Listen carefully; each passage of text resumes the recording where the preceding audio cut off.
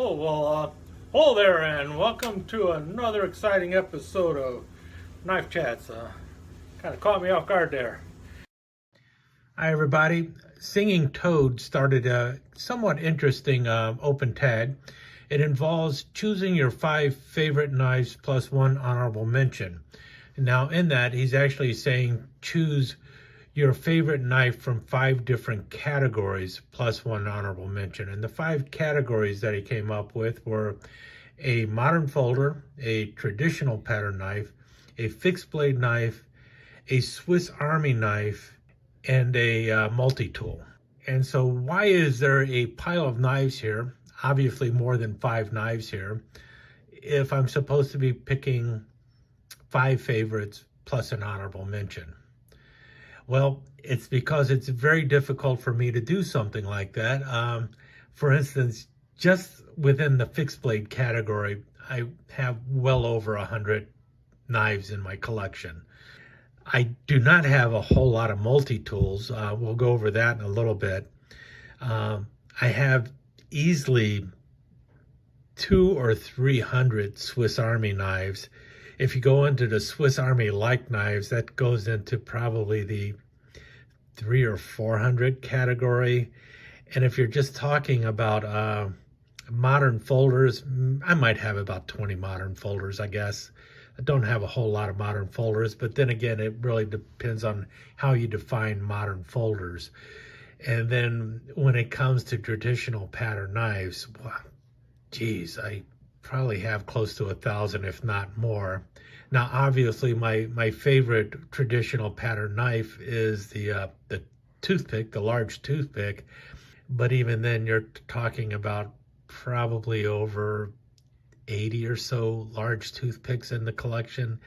So trying to pick one becomes very difficult. But there's this pile of knives in front of me here, and you've seen them, and it would be unfair of me not to at least briefly show these knives before we get to the 5 favorites and the 1 honorable mention, because that would be kind of like teasing and everything. And what I'm going to do is I'm going to start with the multi-tools here, because these are the only 2 brand name multi-tools I own. I am not a big multi-tool person, so when I first started looking at this, it's like, well, do I choose the Leatherman or do I choose the Swiss tool? I like the Swiss tool better than the Leatherman, but the Leatherman has quite a bit of sentimental value on it, because the sentimental value on this is from my brother-in-law who passed away. This was his Leatherman, and it is kind of a cool one to have, because from what I have been told by other people who have seen it, this is an original Leatherman. This is, you know, the first model that came out, and it's a pretty cool one. You know, nothing, you know, it's not spring-loaded or anything like that. It is made in Portland, Oregon, Leatherman, USA, and it's just called Leatherman Tool. The blades, if you pull one, a lot of them come out. You've got the can opener.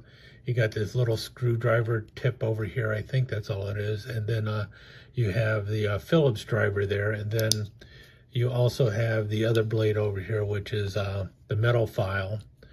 And you see the line going down there. I think that is for sharpening a hook or something like that.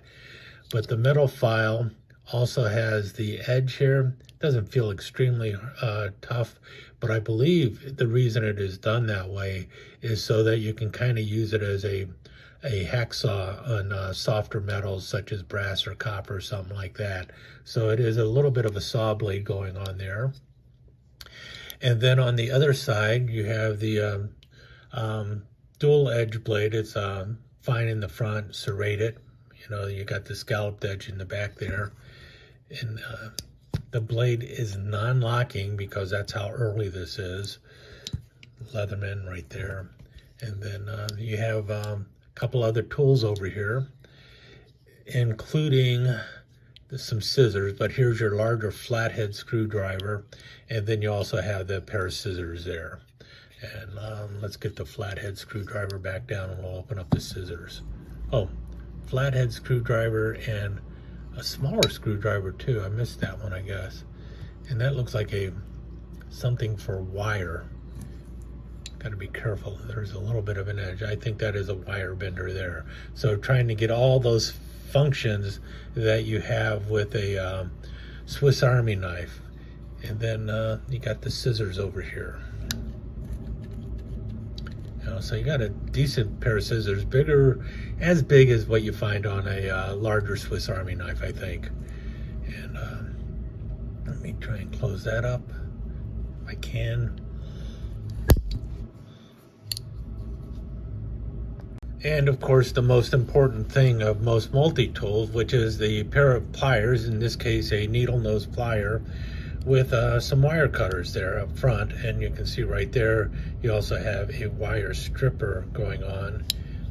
Maybe we can see it a little better over here. Notice you got that little hole there. Suppose you could use that for wire stripping. That works better, see it? I think that's for wire stripping, but you also got the wire cutters and the needle nose pliers. So not a bad little set there. And obviously it's a good set. And it's like got some history behind it, because like I said, many people have told me that this was the original Leatherman. This is the first model that came out. So that's pretty cool. And that's kind of the cool thing about the Victorinox here. This is also the original Swiss tool. This is the first production of the Swiss tool. Sorry, I need to correct myself. This is the 1998 version, the second year production for the Swiss tool that I'm showing here. And again, you've got the pliers going on. That's the biggie with all of these things. Now, again, these are not sprung or anything. You do have the wire cutters going on up front there, and then more or less needle nose pliers. Big pliers though. And you have the ruler on there just like you did on the Leatherman. So you've got a ruler going on, centimeters and inches. And then on the other side over here, you have all the tools.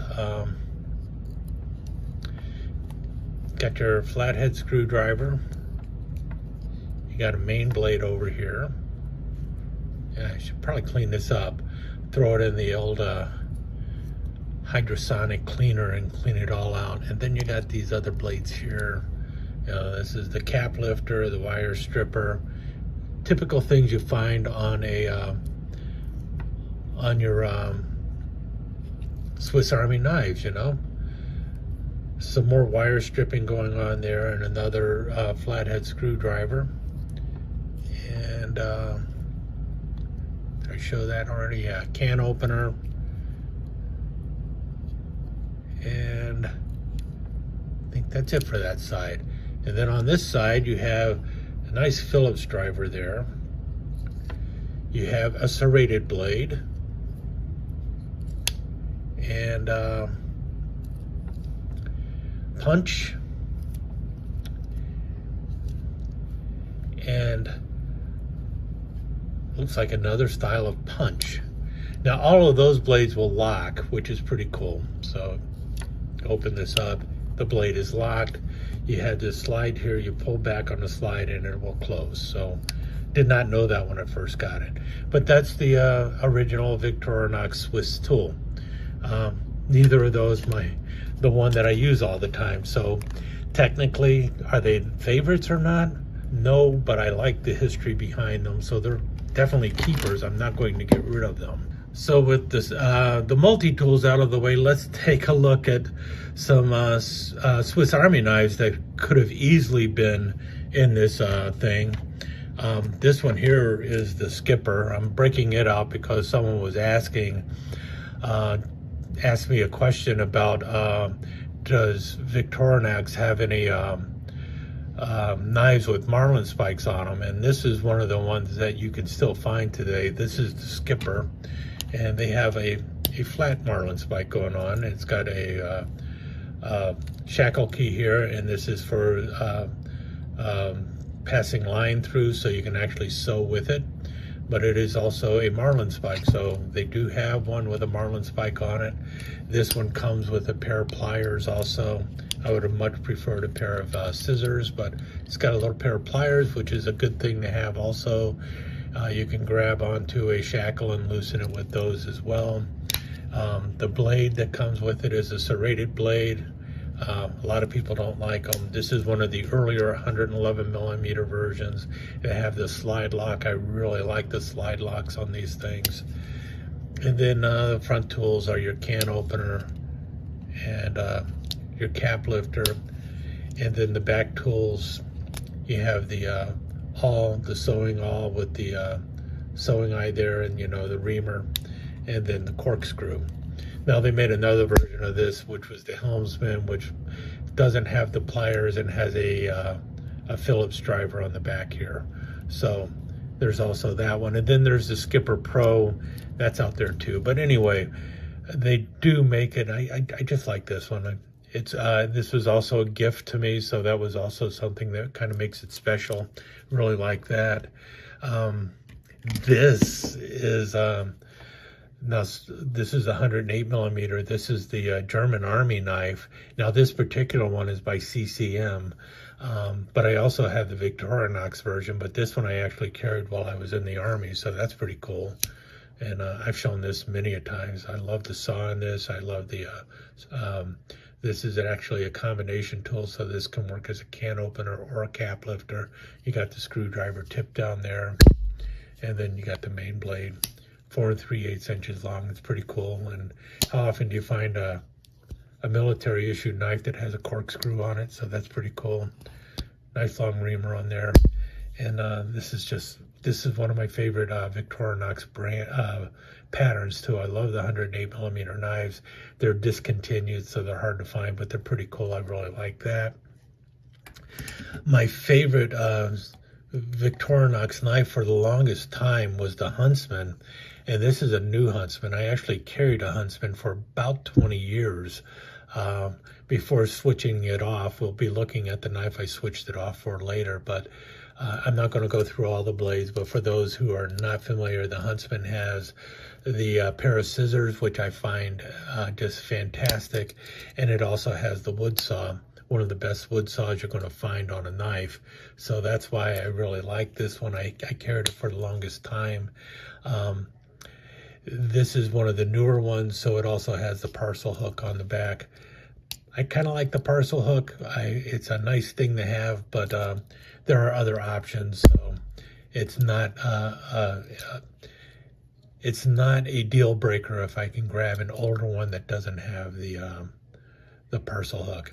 And I like this one because, well, it's got that World War II theme going on it with the stars and everything that you would have seen on an aircraft from World War II. So this one I really like. So that's some of the Victorinox knives that could have easily made the grade. Let's look at modern folders next. When it comes to modern folders, if you've watched the channel a little bit, you know I'm really big into Spyderco, and this is the Spyderco Para 3, and there's a lot of reasons that this could easily be my favorite. One of the reasons is that it is so easy to open and close. I can easily finger flip it if I want to, not in front of a camera. Good lockup on there. It has the, it's made in the USA. This has the Spy 27 steel, so it's a somewhat super steel going on with it and everything else. You got a 2-position pocket clip going on, and I do carry this knife occasionally. I do like it. I like to carry it. It closes and opens real nice. It's got the whole drop shutty thing going on with it. So it could easily be my favorite knife, but it's not. Very close, but not quite. Here we have this one. This is the Dragonfly Tattoo. And this is probably closer to my favorite knife than the Spyderco Para 3. But this is really a nice piece of pocket jewelry. I have carried it a couple times. It's one of those things like I wish I would have had 2 of these so that I would have one for the collection and one for pocket carry, so that if it gets all scratched up and damaged, I won't feel bad about it. I could honestly say that if we were like looking at modern folders for my collection that are my favorite, my favorite modern folder in the collection, but not my favorite modern folder that I carry, this would be it. So that probably tells you exactly what knife is going to be my modern folder that I carry all the time. But in any case, the Dragonfly tattoo is just a wonderful little knife, and I really like this. It's just one of my favorites. Definitely my favorite modern folder in the collection, but not my favorite modern folder that I carry. That brings us to traditional knives, I guess. And but before we get to the traditional knives, we have this one that's kind of transitional. This is by Myerton. I think I would consider this a modern folder. It is definitely based off of a traditional knife, the Marlin Spike knife. You can see the family resemblance. Both of these are even in white smooth bone. But the difference is this one, it can be opened one-handed relatively easily. It has a liner lock, so the blade locks in place. You can close it one-handed. It has a shackle key integrated into the blade. You can flip this open easy enough. The Marlin Spike, if you grab it, you can flip it open one-handed and reposition your hand. It's a nice positioning of the Marlin Spike. It is also locked in place. It holds in place really well. You can actually do whatever you need to do with it. And when it's time to close it up, you have a liner lock that you can push over and close it up. So it's a removable pocket clip, but it is not a reversible pocket clip. You can only attach it one way unless you want to drill some holes into this thing and move the pocket clip around. Of my Myerton Marlin Spike knives, this is my favorite. I've been looking for one in white smooth bone for a long time. And so it has a place in my collection for sure. I just really like this knife. But it is not something I'm going to be carrying every day. It really is for the collection. And let's move into the other knives that are truly traditional. I guess this is traditional, modern. I think a lot of people have modern folders that a lot of people who have modern folders look at it and go, that's not modern. Because knives always transition. They're always looking at ways to innovate a knife. And I think that's what's happened with the Myertons here. When it comes to Marlin Spike knives, this is definitely modern. But it still hasn't gotten to that point where a smooth, flip it open, drop shutty blade and all that other stuff that you see in the world of modern folders today. But now into the traditional knives. I mean, come on, I did this myself. This is my own work with the scrimshaw work on it and everything. And I really like this style of knife. I like elephant toes. So it would be easy for me to say, yeah, this could be one of my favorite knives. This is definitely my favorite elephant toe knife.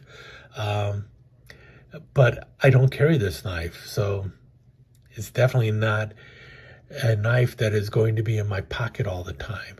And the same with this. I mean, I got this made with the Warsaw mermaid on it because I thought, how cool would that be to have a mermaid on a Marlin Spike knife? And I had this done specifically for me. I actually came up with the drawing and everything. I got it to fit onto the handle and everything. And then TX O'Brien actually put it on the handle for me. So it's his work. He did all the scrimshaw work, but I came up with the design and worked it all out, and he got it onto the knife. And it is just a Rough Rider Marlin Spike knife, but this is obviously my favorite Marlin Spike knife. And if you've been following the channel, you know I have an affinity for Marlin Spike knives. So that's why that's my favorite Marlin Spike knife, but I don't carry it. I don't carry a Marlin Spike knife every day. It's not something I need every day. And that brings us to a knife that I actually do carry every day, which is the large toothpick. I actually do carry one every day. I find it a terrific carry for the pocket. But these are two knives that I'm not going to be carrying, so they're not my favorite carry knife. This one, though, has a very special place in my collection, so any chance I have to show it, I'm going to show it. And this is actually signed by Brian Wilhoit. He's the person who designed it, or actually more to the point, this is a knife that he found in an old catalog, and he brought it back to life, getting everything to work right with the modern production techniques and everything else. I was down at Smoky Mountain Knife Works. He actually signed the knife for me. I actually bought a second one so I could carry one on occasion, and I do carry the other one occasionally, but this one is the favorite simply because it is signed by Brian, and it is the Sabic D2 tool steel. Really beautiful knife. You're talking about burgundy micarta with a black burgundy accent down here, stainless steel bolsters going on and everything else. And this is just, well, it's one of my favorite knives. I mean, why wouldn't it be? It's signed by one of my favorite knife designers, Brian Wilhoit. So we got that one. And then this one, this kind of falls in the category of, this is the proxy for all of my other large toothpicks out there. I've got quite a few large toothpicks. This one is a little bit larger than usual because this one is on a 5.5 inch frame. If you can see that here. Notice, comes in at 5.5 inches instead of the usual 5 inches. It's a Shatton Morgan. You're not going to find it anymore. This is a Shatton Morgan knife that was made in Titusville, Pennsylvania. It is in the File and Wire series. It features a worm groove bone handle, which is really cool looking too. And it also has ATS 34 steel. Can we see that there? Yeah, there we go, ATS 34. So really, the action on this is so smooth. Really beautiful knife. I love the triple ring nickel silver bolster at the bottom. Got the double ring and the pinch up here. Brass liners, just a fantastic knife. And not going to be made again. Might get made again, but if it's made again, it's not going to be made by Shatton Morgan in Titusville, Pennsylvania. So definitely a knife for the collection. Like I said, I've got close to 60 large toothpicks, and this is one of those that are in there that you're just not going to find anymore. So that's the really cool thing about it. That brings us to fixed blades, and I tell you what, any three of these knives that I'm about ready to show you could easily be a favorite. I think the true favorite in my collection is this one right here. This is a gift to me from Eric of Slick Slicers fame. This is a ski and do. He heard that I had been looking for a ski and do, and he offered to give this one to me. He had some ski and do's made for a wedding party, and he had an extra one. And this is the one that he gave me. This is European elk horn. You got nice brass rivets holding it in there. You got brass liners going on. I cannot remember if it's nickel silver bolsters or what, but he had these specially made 01 tool steel. It's got an edge on it. This is actually a tool. This can actually be used. It could also be sharpened even more and everything else. And it's, you know, it's a real ski and do. This is not one of those plastic handled kind of things. It's not tourist tat or anything else. This is a proper knife that can actually be worn with a kilt. And it was something that I really wanted in my collection, and to get one from a good friend, it's hard to top something like that. So this is definitely, if it's not my favorite, it is very close to my favorite knife in the fixed blade family within my collection. It's got a lot of sentimental value, and it's just a beautiful knife. And man, does it have some weight to it. So that's pretty cool. Another knife that is just really cool that I really like is this one back here. And this is the Pro Nicker by Linder. Linder has since gone out of business, so it's going to be very difficult to find these anymore. There's nothing special about the knife when you get right down to it. I mean, it's the Pro Nicker by Linder. It's just that this is a style of knife that I really dig. I really like the looks of these knives, and this was just one that really caught me and said, man, that's the one I want to get. And so I went ahead and picked it up. The file work up here is really more like jimping than anything else, and it really isn't true file work. It's done in the factory and everything. 448 stainless steel. You got the ferrule here. You got some kind of rat tail tang going somewhere into the stag handle. It doesn't go all the way through or anything like that. The function of these knives is not something that requires a full tang or anything like that. The knife is really designed to put an animal out of its misery by a hunter, and it's also just a small game knife, you know, for little chores and all that other stuff. But you got a nice long handle compared to the length of the blade, so you've got a lot to grip onto there. This one is really cool because it's got this little dog up on the palm, a little wiener dog up on the top, or a dachshund or whatever. It's a badger dog. Dachshunds were bred for hunting badgers, and that's I just saw it up on top. It's like, that's the dog I want, and I want to put a wiener dog on top of my little pro knicker, and that's what I did. And it's like, this is so cool. And is it the best knife in my collection? Not by a long shot. I don't even know if it is the best yod knicker in my collection, but it's the one I like the most, and it's the one that brings me the most joy, and that's why it's my favorite yod knicker in the collection, the Linder Pro Knicker with the little badger dog up on top there. Now, another knife that this could easily be my favorite, especially this is a knife that I do occasionally take out and carry and use, and this is the Azula, the Essie Azula, and this is probably my favorite knife made by Essie, the Azula. I know a lot of people would rather have the Azula 2 and everything, but I really like this one, and I do use this occasionally.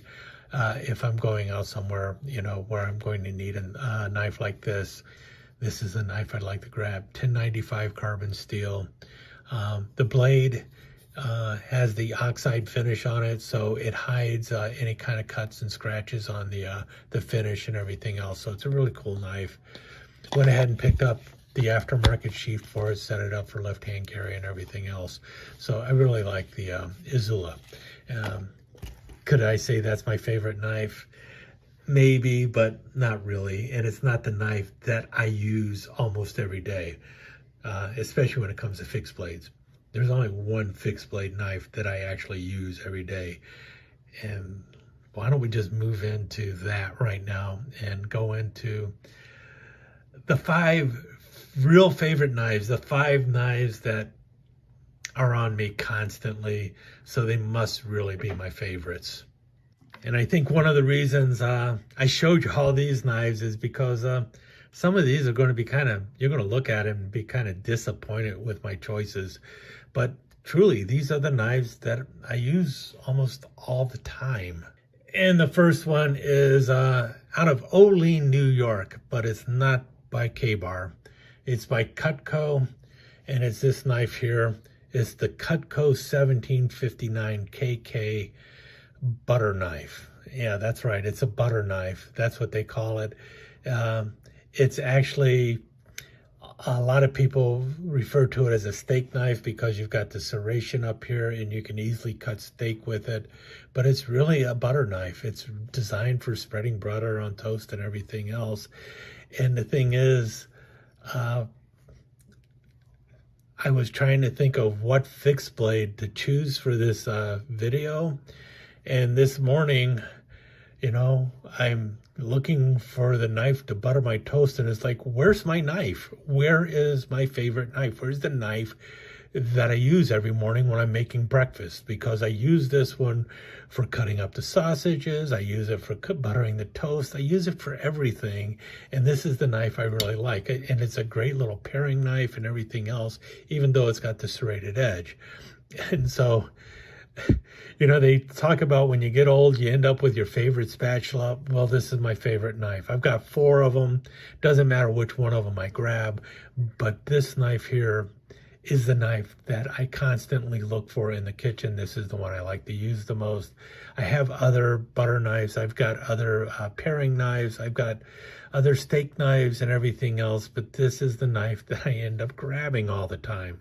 So obviously, while I might have fixed blades in the collection that are my favorite knife, I don't run downstairs and grab any of these knives when I'm doing something. This is the knife I grab.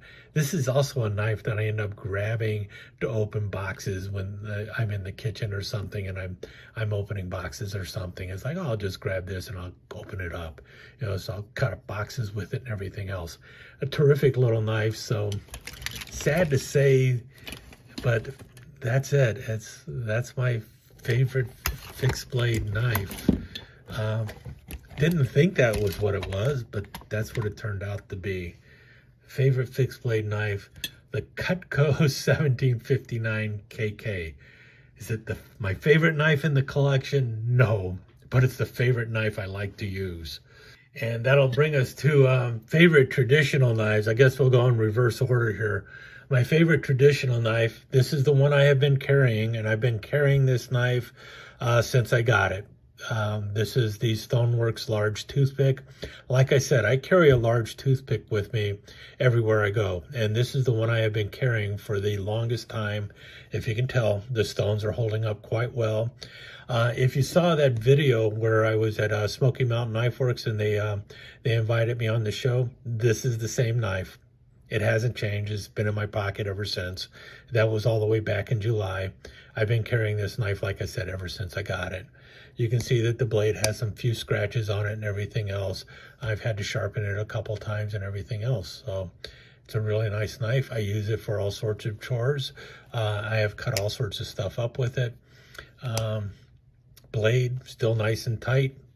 You know, I've been using it for at least 9 months. In the pocket. Sometimes I have it inside this little pouch. Most of the time I just throw it in the pocket. It depends on if it's riding in the pocket with my phone or not. Because if it's riding in the pocket with the phone, I put it in this not to protect the knife, but to protect my phone. That's the way it goes, because I don't want it cracking anything on my phone. This is kind of hard. I have actually dropped this knife from a distance of about 5 or 6 feet on more than one occasion. Everything is still together. It has gone through the washer on more than one occasion. So it's a really good, sturdy knife. I'm happy with it. 440B steel on the blade, and it works for me. So that's that knife. That's my traditional favorite knife, at least for the moment. Now, my favorite modern folder is not going to surprise anybody. That is the Spyderco Dragonfly 2. I have about 8 or 9 of them. This is the one I carry all the time. You saw the Dragonfly tattoo just a little bit ago. I told you that is my favorite modern folder that I don't carry. This is the one I actually do carry. This is the one in the Zome green. It is almost just green now. Some of the black has seemed to be faded and everything else, but I really like this knife. I reversed the pocket clip so that I can put it in the left pocket instead of the right pocket because I'm left-handed. I can open and close this thing one-handed with no problem. Got a nice drop going on with it. You can definitely see the blade has been used on more than one occasion. I actually did a video of this knife early on when I first got it, where I actually opened up the blade to the halfway point, I think, and did some batoning with the blade, actually pounding on it, cutting it into wood and everything else. And you can actually baton with this thing if you want to. There's no reason to. But this is one of those knives that I use all the time. And got a little schmutz on it. Probably a little tape schmutz from the last box I opened up. But yeah, I really like the Dragonfly. And this is just like the perfect little size carry knife for me. Don't have a problem if I pull this one out at work and use it to cut up anything. I also have no problem with pulling this one out at work and cutting anything up with it either, simply because of the stones and everything on there. When somebody sees that, it becomes a lot less threatening than if this knife were just a regular large toothpick with like a black handle or something. You see all the pretty stones and all of a sudden it's like a little decorative piece. But this knife, it's just the size of it is really terrific, and it does everything I need it to do. So I'm very happy with the Dragonfly. This one is in your basic VG10, nothing fancy about it, and definitely my favorite modern folder. And I have seen so many other modern folders that I look at and go, man, that's really cool. I should buy that. That's actually why I ended up buying this. I bought this because it's like, that is so cool. I should try that. And I bought the Para 3. I tried carrying it. I used it a little bit, but it offered no real cutting advantages. And I actually liked fidgeting around with the Dragonfly more. So that's really why I ended up going back to the Dragonfly, because this is a little bigger. I don't need that much, and I just like the Dragonfly. So that brings us to the Swiss Army knife portion of the show, and I got a lot to say about this knife. This is my Victorinox Explorer. This knife I carry all the time, so it obviously must be my favorite, right? Well, it's my favorite knife to carry, at least in my particular circumstances. Like I said, I used to carry a Huntsman. I carried a Huntsman for a good 20 years, and I loved having the Huntsman with me because of the wood saw. But as time progresses, I started needing the wood saw less and less, and I started needing something that the Explorer has more and more. And then the other tools on the Explorer became surprisingly also very helpful for me. But the main reason I switched from a Huntsman to the Explorer originally, well, first I went to the Spartan Light, and it was because of the N-line Phillips screwdriver. Now, there was already a Phillips driver on the Huntsman. It was the 2D Phillips right here, and I used to use that all the time. Yeah, the can opener, the very tip here, the small screwdriver tip they're always talking about, that is a number 2 Phillips driver. It is a 2-dimensional Phillips driver. So you never really needed the back tool here anyway to be a Phillips driver. It's just something that a lot of people liked, and they found it very convenient. I never liked the back Phillips driver. I found it too short. I can never get into the places I wanted to get into. But the N-line Phillips driver on the Explorer proved to be extremely handy. But then as time progressed, something else came in handier than even the Phillips driver, and that is over here. That is the magnifying glass. I found this magnifying glass to be very helpful, especially when I would be out at a flea market or something, and I was trying to identify like tang stamps and stuff on old knives, and I did not have a magnifying glass on me. I would often end up using the camera on my phone, but that was not always the best way to do it. And it's like, maybe if I had a magnifying glass, and I was thinking maybe I'll just go buy a magnifying glass. And then it's like, why don't I just pick up an Explorer? And I picked up the Explorer, grabbed the magnifying glass. The first time I used it, it's like, this is it. That's all I really need. I don't need to go buy another magnifying glass or anything else. I've got just what I need. This is perfect for examining tang stamps and stuff. And so that's why I went ahead and grabbed it. Otherwise, this has the regular blades that you find on your typical, the main tools you find on a Swiss Army knife. You've got your can opener with a little screwdriver tip, cap lifter, big screwdriver, big flathead, and the wire stripper there. Small blade in the back, right there, big blade in the back. And then the cool thing also that I still needed were the scissors, and I use the scissors quite often, and I like this size of scissors, so it's really good. 91 millimeter frame, big scissors, work really great. And I swapped out the old red scales for plus scales, black plus scales. I'm probably going to switch these out again and go to a hunter green scale because I like that color better. But the black ones were the ones I could find. But that gives me the ink pen. Now, you can actually do this with it and write, and it's not the most uncomfortable thing in the world, but what most people end up doing is they drop it into, well, if you have a newer Explorer, they drop it in behind the parcel hook, but you can also do that with the corkscrew. Drop it in there with the corkscrew, and then you can write like so, which is what a lot of people were doing forever until the parcel hook came along. This one has a parcel hook, and you can drop it in behind the parcel hook too. Actually fits better behind a parcel hook. And then they write with it like so. That's how the that little skinny little ink pen works. But that is my Swiss Army knife that I carry all the time, and I love using all the time. So this is my favorite Swiss Army knife to carry.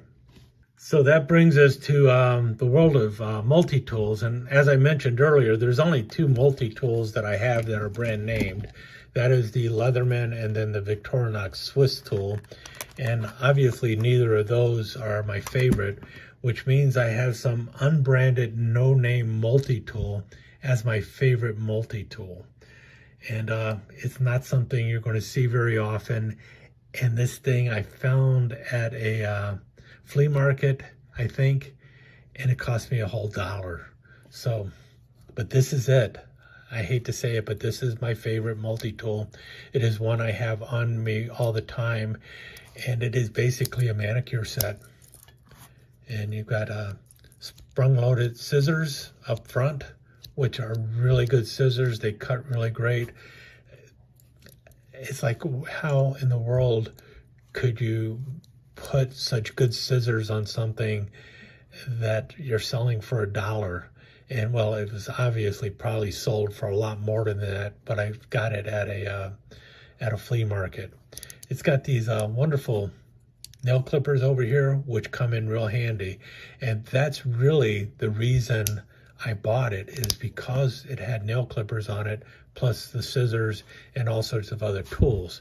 Now, I have talked many a times about the need of personal grooming, even when out in the field, especially in a survival situation or something, because the last thing you need is to get a hangnail or something happen, like a broken nail or something on your foot that gets infected or something when you're out in the woods, especially if it's a survival situation where something as simple as a hangnail or something that could get infected could leave you incapacitated, or you could develop sepsis or something like that. So personal grooming is kind of important. At least that's what I have always felt. And I've run into the situations in the Army where it's like, oh, man, if I could just cut that nail off, I could walk the next 20 miles. But this is going to be a really painful walk because of that, you know. Or you just have something that is annoying you like no end because you've got a hangnail or something, and every time you put on your glove, it's just driving you nuts, and there's nothing you can do about it. But if you had a pair of nail clippers or something. So when I was in the Army, I quickly decided I'm going to throw a pair of nail clippers into the bottom of my canteen, because, you know, in the canteen cover, underneath my canteen cup, there's a pair of nail clippers in there, because you never know when you're going to need a pair. And that's why this, I just saw it and it's like, yeah, I want that. Scissors, you've got the nail clippers there, and then these other blades that you come in here with. You've got a nail file with a nail cleaning tip. This is also some kind of cleaning tip and a cuticle pusher. Again, something that someone who actually does manicure work would know more about. But just the fact that I have the nail clippers and this file is a big deal.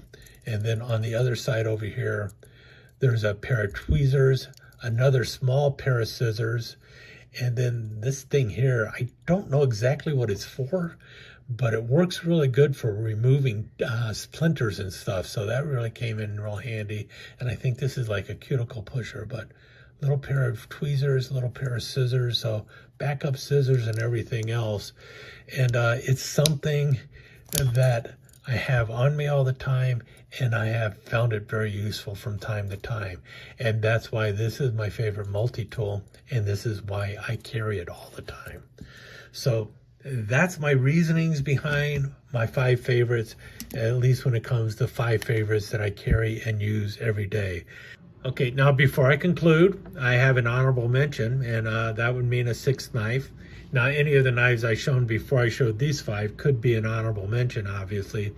But the honorable mention that I carry every day is this one right here. This is the Midnight Manager. This is on my keychain all the time.